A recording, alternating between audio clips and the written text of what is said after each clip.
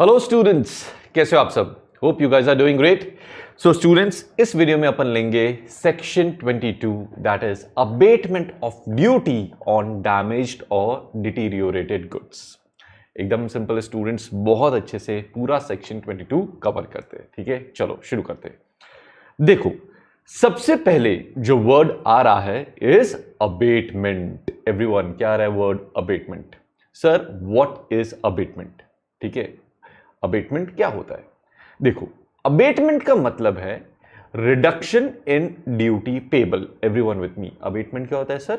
Reduction in duty payable. इतना समझ में आया? जब मैं बोलता हूं abatement of duty on damaged और डिटीरियोरेटेड गुड्स, तो उसका मतलब है कि सर जो ड्यूटी है वो प्रोपोर्शनेटली रिड्यूस की जा रही है। क्या बोल रहा हूं मैं? ड्यूटी प्रोपोर्शनेटली रिड्यूस की जा रही है व्हेन गुड्स आर डैमेज्ड और डिटीरियोरेटेड। मतलब अगर इंपोर्टेड गुड्स की वैल्यू डैमेज और डिटीरियोरेशन की वजह से कम हो गई है तो ड्यूटी भी प्रोपोर्शनेटली कम कर दी जाएगी। सर, जितनी इंपोर्टेड गुड्स की वैल्यू कम हुई है उतने ही प्रोपोर्शन में ड्यूटी भी कम हो जाएगी। ठीक है स्टूडेंट्स, समझ में आया? ये है क्या sir? Abatement of duty on damaged और डिटीरियोरेटेड गुड्स का कॉन्सेप्ट। Comfortable to hear? बोलो हाँ या ना। ठीक है, चलो अब एक बात का ध्यान रखना, सेक्शन 22, एवरीवन विथ मी, जो अभी अपन पढ़ रहे हैं section 22, it is about damage and deterioration and not goods destroyed. यहां अपन गुड्स डिस्ट्रॉयड की बात नहीं कर रहे हैं। गुड्स डिस्ट्रॉयड से डील कौन सा सेक्शन कर रहा था स्टूडेंट्स? सेक्शन 23 कर रहा था। ठीक है ना, कंफर्टेबल? अभी अपन बात कर रहे हैं डैमेज और डिटीरियोरेशन ऑफ गुड्स की। कंफर्टेबल? चलो अब समझो सर, डैमेज एंड डिटीरियोरेशन का क्या मतलब है।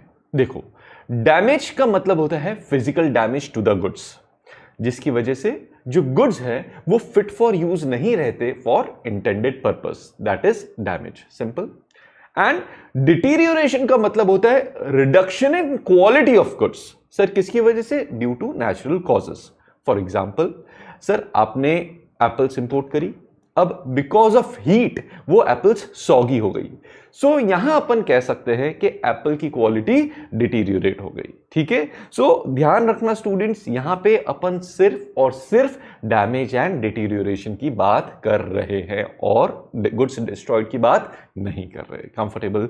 तो अब अपन क्या करते हैं, ये तो एक बार ओवरऑल अपन ने कॉन्सेप्ट समझ लिया। अब अपन सेक्शन 22 को पढ़ना शुरू करते हैं, अच्छे से लाइन बाय लाइन, और हर चीज क्लियर करते हैं। ठीक है, चलो let's start reading section 22। Everyone with me on section 22। चलो देखो क्या लिखा है। Where it is shown to the satisfaction of the Assistant Commissioner of Customs or Deputy Commissioner of Customs। देखो, सबसे पहले ये कहा गया है कि इंपोर्टर को, किसे बोल रहा हूं मैं? इंपोर्टर को, ये डीम्ड है बेसिकली, इंपोर्टर को एसी और डीसी को सेटिस्फाई करना होगा। क्या सेटिस्फाई करना रहेगा? कि सर गुड्स डैमेज और डिटीरियोरेट हुए हैं। कैसे सर? जो नीचे दिए गए क्लॉजेस हैं उसके अकॉर्डिंग। एवरीवन विथ मी, मैं क्या बोल रहा हूं सर? इंपोर्टर को एसी और डीसी को सेटिस्फाई करना रहेगा कि गुड्स डैमेज और डिटीरियोरेट हुए हैं। किसके अकॉर्डिंग? ये जो नीचे क्लॉजेस दिए गए हैं उसके अकॉर्डिंग, तभी अबेटमेंट ऑफ ड्यूटी का बेनिफिट मिलेगा। स्टूडेंट्स, यहां एसी और डीसी का सेटिस्फाई होना जरूरी है to get the benefit of abatement. I hope I am making it clear. Sir, automatic benefit नहीं मिलेगा अबेटमेंट का, सेटिस्फाई करना जरूरी है एसी और डीसी का। ठीक है, चलो तो अब अपन आगे बढ़ते और जो क्लॉजेस दिए गए एक एक करके अच्छे से पढ़ के कंप्लीट करते हैं। सबसे पहले क्लॉज आ रहा है, क्लॉज ए क्या बोलता है? that any imported goods had been damaged or had deteriorated at any time before or during unloading of the goods in India। Everyone with me, समझो। देखो, अगर imported goods डैमेज और deteriorate होते हैं sir, कब? At any time. सुनना मेरी बात, एट एनी टाइम सर। कब? बिफोर और ड्यूरिंग अनलोडिंग ऑफ गुड्स। तो सर अबेटमेंट का बेनिफिट मिल जाएगा। Everyone with me.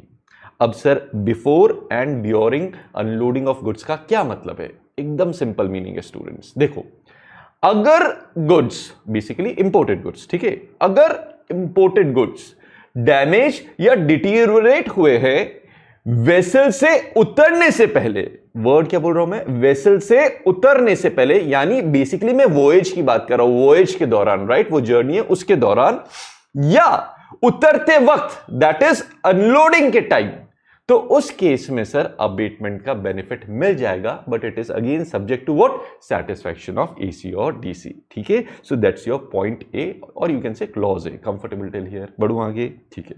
So clause A में क्या बोला गया था स्टूडेंट्स? गुड्स का डैमेज या डिटीरियोरेट होना कब? एट एनी टाइम बिफोर और during what, unloading of goods. Unloading के पहले या ड्यूरिंग अनलोडिंग की बात की गई। चलो ग्रेट, अब बढ़ते आगे। पॉइंट नंबर बी क्या बोलता है, पढ़ते हैं। That any imported goods other than warehoused goods had been damaged at any time after the unloading thereof in India, but before their examination under section 17 on account of any accident not due to any willful act, negligence or default of importer, his employee or agent। एकदम simple है student, सुनो ध्यान से, clear हो जाएगा। देखो, अगर imported goods, बात हो रही है अदर देन वेयरहाउस्ड गुड्स की, एवरीवन विथ मी, अगर imported goods other than warehoused goods sir accident से डैमेज हुए हैं, क्या बोल रहा हूं मैं, एक्सीडेंट से डैमेज हुए हैं अनलोड होने के बाद, बट एग्जामिनेशन अंडर सेक्शन 17 के पहले। टाइम फ्रेम सुनना सर, एक्सीडेंट से डैमेज हुए, पहले तो ये चीज बोली, कब? अनलोड होने के बाद, बट एग्जामिनेशन अंडर सेक्शन 17 के पहले, तो उस केस में सर अबेटमेंट का बेनिफिट मिल जाएगा, subject to satisfaction of AC और डीसी। Comfortable till here. लेकिन अब एक चीज का ध्यान रखना, यह बेनिफिट तभी मिलेगा अगर accident students wilful act, negligence और डिफॉल्ट ऑफ इंपोर्टर या उसके एम्प्लॉय और एजेंट की वजह से नहीं हुआ है। सर अगर accident because of wilful act, negligence और डिफॉल्ट ऑफ इंपोर्टर या उसका एम्प्लॉय के वजह से होता है, तो फिर अबेटमेंट का बेनिफिट नहीं मिलेगा। इतना सिंपल है, ठीक है, जो चीज बोली यहां तक समझ में आई। अब देखो, यहां अपन एक चीज का ध्यान आपने रखा होगा कि सिर्फ और सिर्फ डैमेज की बात कर रहे हैं। सर किसकी बात की गई है? यहां डैमेज की बात की गई है एंड नॉट ऑफ डिटीरियोरेशन। और ये जो डैमेज की बात हो रही है, that is with respect to what? That is with respect to imported goods other than warehoused goods. Other than what students? Warehoused goods. मतलब सर जो गुड्स वेयरहाउस में डिपॉजिटेड है उनको यहां कंसिडर नहीं किया गया है। ठीक है, समझ में आया यहां तक? बोलो कंफर्टेबल टिल हियर। बढ़ू आगे। अब देखो, अब आप बोलोगे, एक क्वेरी हो सकती है स्टूडेंट्स के सर यहां ये जो एग्जामिनेशन अंडर सेक्शन 17 है उसका क्या मतलब है? ठीक है, देखो एग्जामिनेशन अंडर सेक्शन 17 का क्या मतलब है? तो बेसिकली जो सेक्शन 17 है वो डील करता है किससे? असेसमेंट ऑफ गुड्स से। एवरीवन विथ मी, कंफर्टेबली बस सुनो, समझ में आ जाएगा, आगे धीरे धीरे सब क्लियर हो जाएगा। ये जो सेक्शन 17 है वो किससे डील करता है स्टूडेंट्स? वो डील करता है असेसमेंट ऑफ गुड्स से। सो ये एक्चुअली सेक्शन 17 अपन कवर करेंगे चैप्टर 5 में। कहां कवर करेंगे? चैप्टर 5 में। होता क्या है ब्रॉडली एक बार समझ लो। सेक्शन 17 में गुड्स का एग्जामिनेशन हो सकता है किसके द्वारा सर? Bye customs authorities. किसके लिए sir? For assessment of goods based on what? जो bill of entry importer file करता है। ठीक है, तो बस आपको यह चीज ध्यान होनी चाहिए कि यहां पे सर एग्जामिनेशन ऑफ गुड्स होता है सेक्शन 17 में बाय कस्टम्स अथॉरिटीज। ठीक है, सो अब क्या बोल रहा हूं, कंक्लूड कर रहा हूं, ध्यान से सुन लेना वापस। अगर sir imported goods other than warehoused goods, मेरे साथ बोलो, अगर sir imported goods other than warehoused goods unload होने के बाद बट एग्जामिनेशन अंडर सेक्शन 17 के पहले अगर एक्सीडेंट से डैमेज हुए हैं, तो सर अबेटमेंट का बेनिफिट मिल जाएगा। प्रोवाइडर प्रोवाइडेड सर इंपोर्टर और एक्सपोर्टर, इंपोर्टर और उसका एम्प्लॉय, सॉरी इंपोर्टर और उसका एम्प्लॉय कोई विलफुल एक्ट, नेग्लिजेंस या डिफॉल्ट में इन्वॉल्व नहीं है। अगर इंपोर्टर और उसका एम्प्लॉय या एजेंट सर उसने कोई गलती करी है जिसकी वजह से एक्सीडेंट हुआ है तो फिर अबेटमेंट नहीं मिलेगा। इतना सिंपल है, कंफर्टेबल यहां तक। तो ये हो गया अपना क्लॉज बी, बहुत अच्छे से covered and very simple, right. बड़े आगे अब आते हैं लास्ट पॉइंट पे, that is going to be your clause C. Clause C क्या बोल रहा है देखो, पढ़ लेते हैं। That any warehouse goods, अब यहां बात हो रही है वेयर हाउस गुड्स की, that any warehouse goods had been damaged at any time before clearance for home consumption on account of any accident not due to any willful act, negligence or default of the owner, his employee or agent. Everyone with me, students, अगर goods warehouse में deposited है और accident से damage हो जाते हैं, कब sir? At any time before clearance for home consumption. So ध्यान रखना, वेयर हाउस में डिपॉजिटेड है और सर डैमेज हो रहे कब? Any time before clearance for home consumption, तो सर अबेटमेंट का बेनिफिट मिल जाएगा, provided accident sir wilful act, negligence और डिफॉल्ट ऑफ इंपोर्टर की वजह से नहीं हुआ है, and obviously AC and DC of customs का सेटिस्फाई होना जरूरी है। ठीक है स्टूडेंट्स, तो ये हो गए अपने 3 क्लॉजेस। एवरीवन, ये क्या हो गए अपने 3 क्लॉजेस। अब देखो फाइनल लाइन क्या लिखी है, such goods shall be chargeable to duty in accordance with the provisions of sub section 2।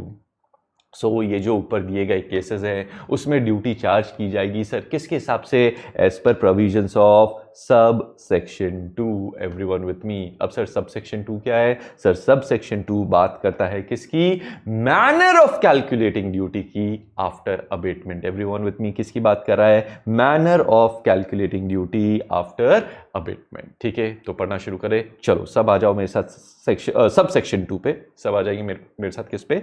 सब सेक्शन 2 पे। ये दिस इज सब section 2, okay students, not section, सब section 2।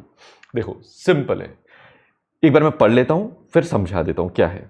The duty to be charged on the goods referred to in subsection 1 shall bear the same proportion to the duty chargeable on the goods before the damage or deterioration which the value of the damaged or deteriorated goods bear to the value of goods before the damage or deterioration। एकदम simple है sir, एकदम simple है। Duty duty, value value, बस, और proportion. Okay समझो। देखो मैं simple words में समझाता हूं यहां क्या कहा गया है। देखो यहां कहा गया है कि सर जो ड्यूटी का रेशियो है, everyone listen to me carefully, मैं अच्छे से आपको समझा दूंगा, बस एक बार सुन लो। मैं बोल रहा हूं सर जो ड्यूटी का रेशियो है वो हमेशा वैल्यू के रेशियो के साथ मैच करेगा। एवरीवन क्या बोला? सुनो, चाहो तो लिख लो, जो ड्यूटी का रेशियो है वो सर हमेशा वैल्यू के रेशियो के साथ मैच करेगा। अगर गुड्स की वैल्यू कम हुई है, अगर गुड्स की वैल्यू कम हुई है तो उसी प्रपोर्शन में ड्यूटी भी स्टूडेंट्स कम हो जाएगी। Getting my point everyone? क्या बोल रहा हूं मैं? अगर सर गुड्स की वैल्यू कम हुई है तो उसी प्रपोर्शन में ड्यूटी भी कम हो जाएगी। अब सर ये कैसे हो रहा है तो मैं देखो आपको बताता हूं एक बार मेरे स्पेशल नोट से जो मैंने आपके लिए बनाया है। देखो मैंने क्या बोला सर, जो ड्यूटी का रेशियो है वो सेम होना चाहिए किसके हिसाब से? सर वैल्यू के रेशियो के हिसाब से। तो देखो अब आपके सामने देखो मैंने ड्यूटी का रेशियो बनाया। अब ड्यूटी का रेशियो मतलब किसका सर?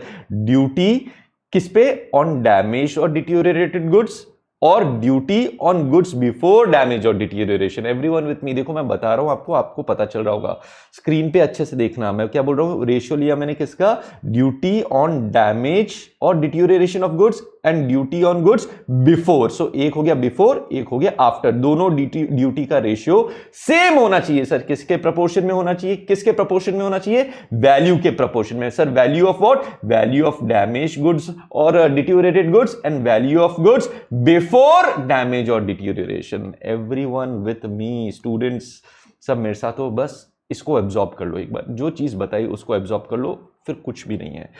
फोकस करना, ड्यूटी ड्यूटी सेम है, वैल्यू वैल्यू सेम है। यहां पे देखना दोनों को प्रपोर्शन कर रहा हूं, बट सर ड्यूटी कौन सी ड्यूटी को किसके साथ मैं कर रहा हूं? ड्यूटी ऑन डैमेज और deteriorated goods and duty on goods before damage और deterioration. Everyone with me?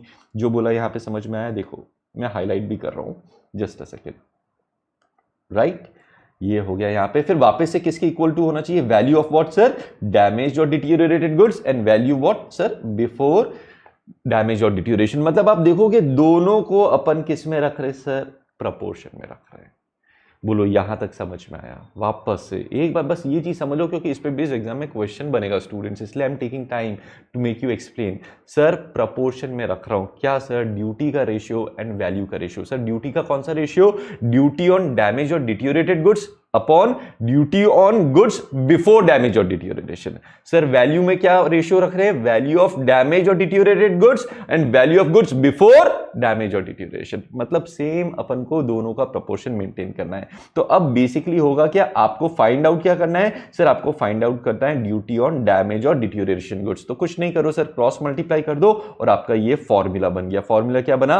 Duty on goods before damage और deterioration into value of damage और deteriorated goods divided by value of goods before damage और deterioration. Simple सी student से ये formula ऐसे याद करना डिफिकल्ट हो जाता है, बट अगर आप ये समझ लो ना सर ड्यूटी और वैल्यू को प्रपोर्शन में रखना, ये इक्वेट करना समझ लो, तो आपको एग्जाम में कुछ फॉर्मूला जैसे याद रखने की जरूरत ही नहीं है। Getting my point?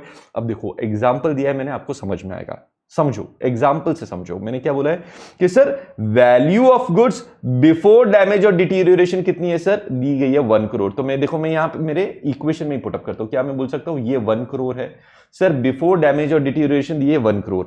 Sir duty before damage और डिटीरियोरेशन कितनी दी है सर? यहां पे 20 लाख। तो क्या मैं यहां 20 लाख कर देता हूं? ठीक है sir. Value of damage goods कितनी दी है सर? यहां पे 40 लाख दिए, तो 40 लाख दे देते हैं। और सर मुझे फाइंड क्या करना है? ड्यूटी ऑन डैमेज गुड्स करना है। तो क्या करूंगा? क्रॉस मल्टीप्लाई करूंगा और मेरा आंसर आ जाएगा। सो आई होप अगर आपसे पूछे कि sir duty on damage goods कैसे निकालना है, तो एकदम सिंपल तरीका हो गया है स्टूडेंट्स। आपको कुछ नहीं करना है, ड्यूटी का रेशियो ले लो, वैल्यू का रेशियो ले लो, ऊपर न्यूमरेटर में दोनों जगह क्या आ जाएगा?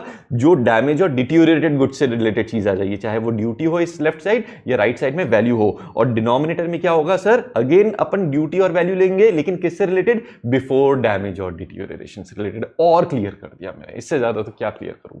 Comfortable everyone? बढ़ूं आगे मैं? बोलो हाँ या ना। सो ऐसे आपको क्या करना रहेगा? क्वेश्चंस पूछे जाएंगे और आपको सॉल्व करना रहेगा। Comfortable everyone? बढ़ूं आगे? चलो आ जाते हैं अपन वापस से अपने बुक पे, नोट्स पे। सो बेसिकली ये जो है लिखा हुआ है सबसेक्शन 2, वो मैंने आपको फॉर्मूला के फॉर्म में अच्छे से समझा दिया। ठीक है, अब देखो बढ़ते आगे सबसेक्शन 3 पे। यहां क्या लिखा है देखो। सब सेक्शन 3 में क्या कर रहे हैं? बेसिकली स्टूडेंट्स यहां पे अपन वैल्यू ऑफ डैमेज और डिटीरियोरेटेड गुड्स कैसे असर्टेन किया जाता है वो देखेंगे। तो मैं एक बार रीड कर लेता हूं, फिर मैं आपको अच्छे से समझा देता हूं। तो देखो क्या लिखा गया है। For the purpose of this section the value of damaged और deteriorated goods may be ascertained. बात कर रहे हैं किसकी सर? वैल्यू ऑफ डैमेज और डिटीरियोरेटेड गुड्स की। वो असर्टेन की जाएगी either by either of the following methods at the option of the owner. Sir at the option of the owner, sir क्या है मेथड? सबसे पहला मेथड दिया है कि the value of such goods may be ascertain by the proper officer और such goods may be sold by the proper officer by public auction or by tender or with consent of owner in any other manner and the gross sale proceeds shall be deemed to be the value of such goods. Simple students, एकदम simple. देखो focus करो। देखो value ascertain करने के 2 तरीके दिए गए हैं। एवरीवन विथ मी? कितने तरीके दिए गए हैं? 2 तरीके दिए गए हैं।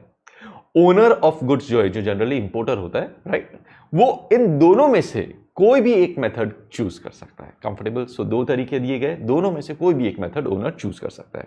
सर फर्स्ट मेथड क्या है? सर फर्स्ट मेथड बोलता है कि प्रॉपर ऑफिसर खुद असेस करेगा कि डैमेज और डिटीरियोरेशन के बाद गुड्स की कितनी वैल्यू रह गई है। राइट, सो ये हो गया फर्स्ट तरीका। सो बेसिकली यहां ऑफिसर अपने हिसाब से अकॉर्डिंग टू रूल्स जो भी होंगे वैल्यू डिसाइड कर रहा है। Comfortable? So that's your first option.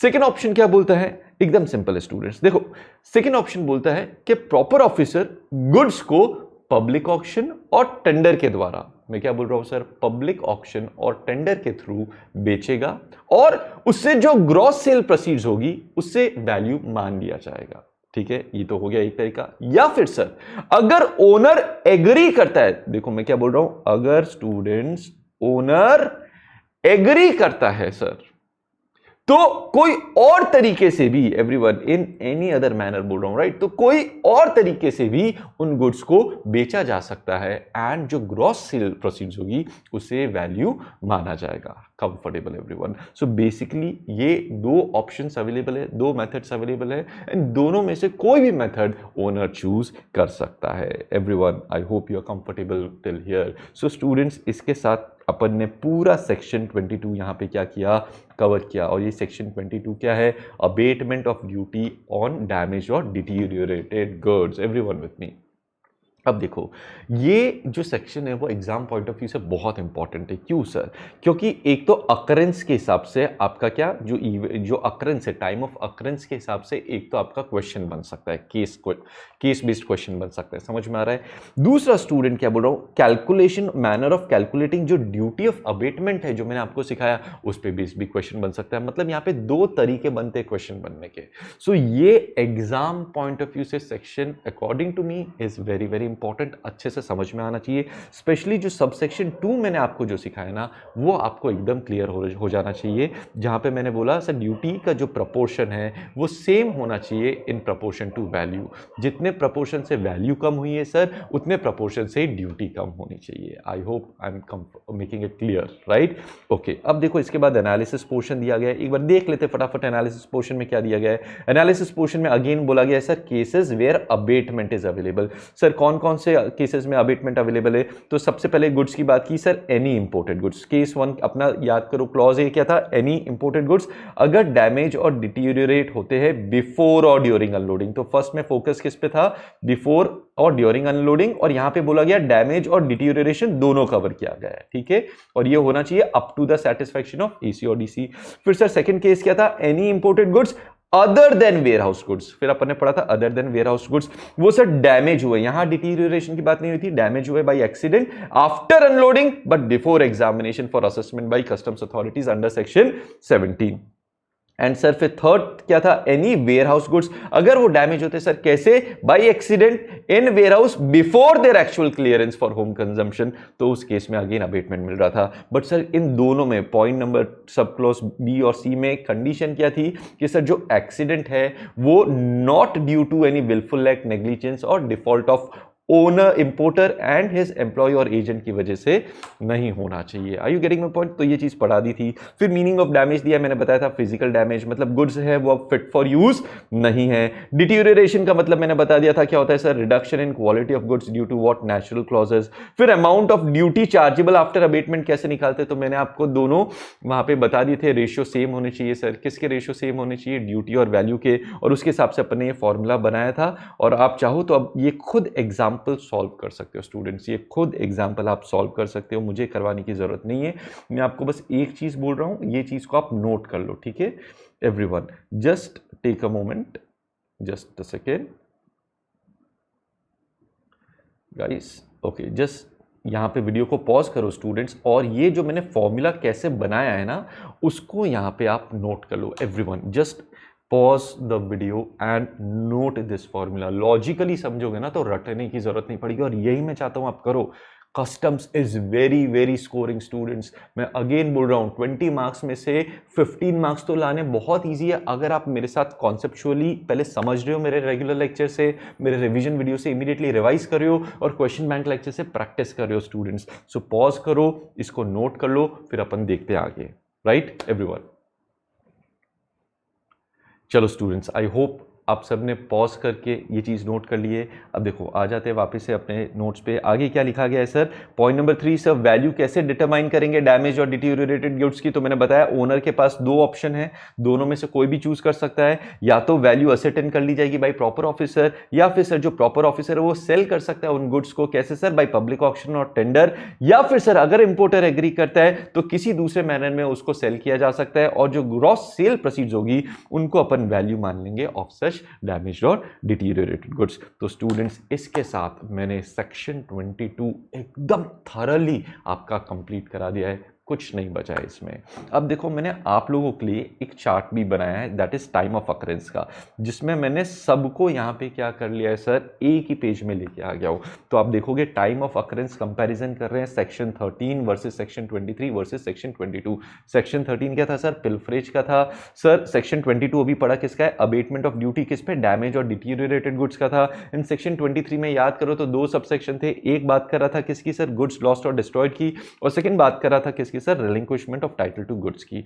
आपको क्या करना है सर, आप चाहो तो पॉज करो और अगेन इसको नोट कर लो, मैंने बहुत अच्छे से बनाया है, आप लोगों के लिए बनाया है, और इसे आप एक बार क्रॉस चेक करना सेक्शन से। तो इस हिसाब से आप सेक्शंस को भी एक बार क्या कर लोगे, क्विकली रिवाइज कर लोगे, right. So note it down and revise them, right. Check कर लेना और साथ में रिवाइज भी कर लेना। So students, that's it for the lecture. मिलते हैं नेक्स्ट वीडियो में, लेंगे नया topic. Till then take care, bye bye and happy learning. And भूलना नहीं students, immediately go and revise section 22 from my revisionary video.